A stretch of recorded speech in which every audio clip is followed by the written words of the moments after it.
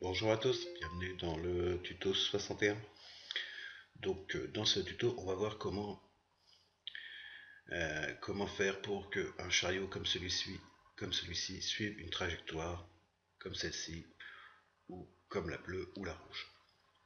Donc évidemment, quand le chariot suit une ligne droite, il y a juste des contraintes à faire et on peut le faire facilement.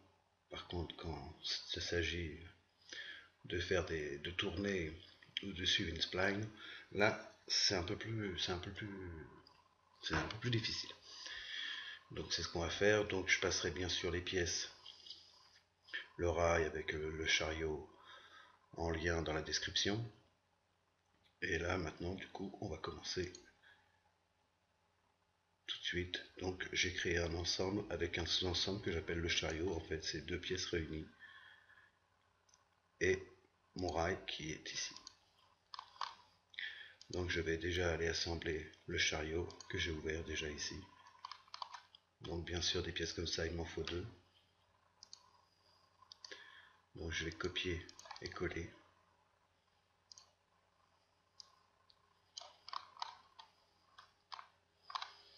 Et je vais exercer des contraintes de logement entre cette face-là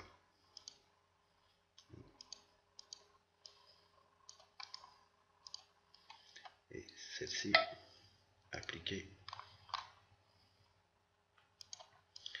et celle-ci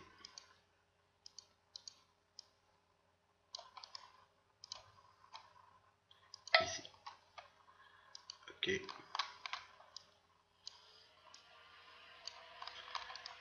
Donc je vais ouvrir cette pièce-là.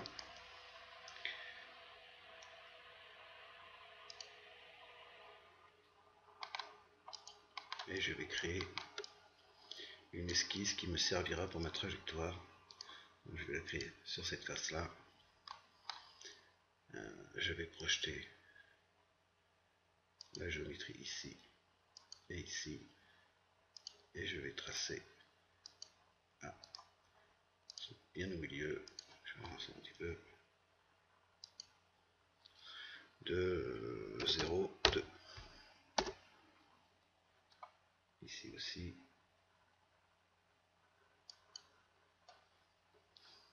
0, 2. Entrée. Terminée. Extrusion. Donc là, on va changer. On va prendre la surface. On va sélectionner les deux cercles qu'on vient de faire.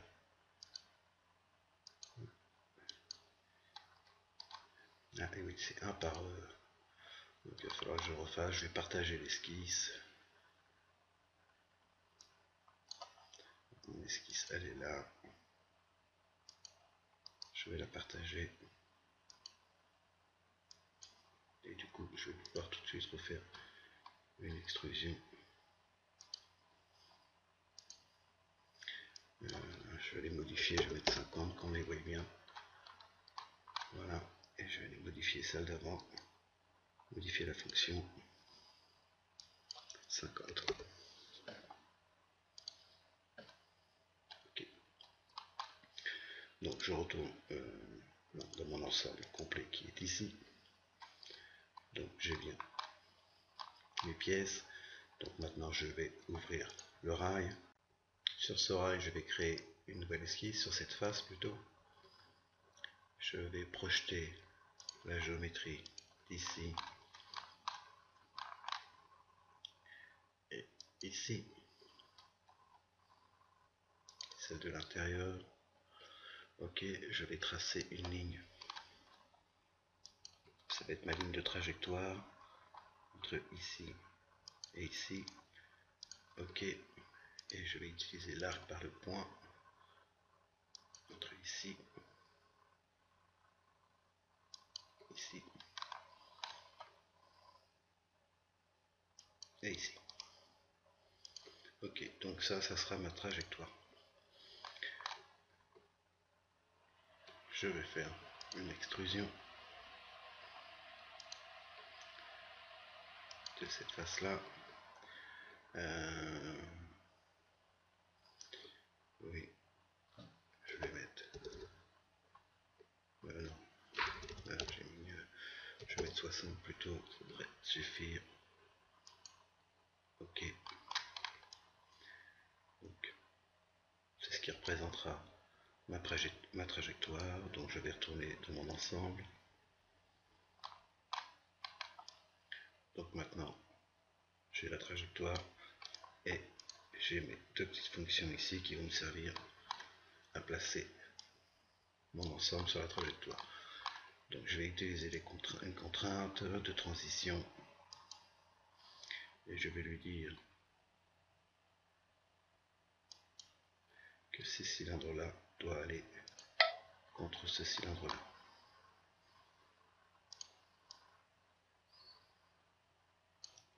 Ici,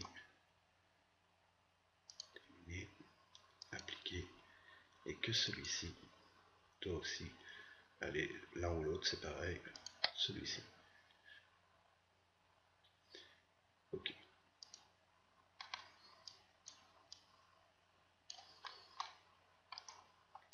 Et je sais aussi que de la face ici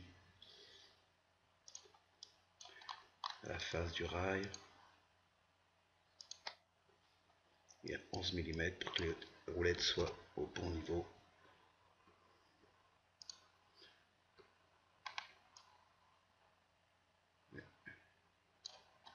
Comme ça. Voilà.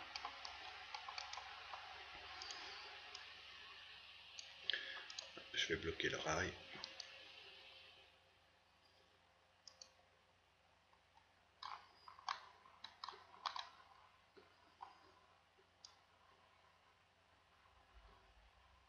Et voilà comment on peut faire suivre la trajectoire du chariot sur le rail.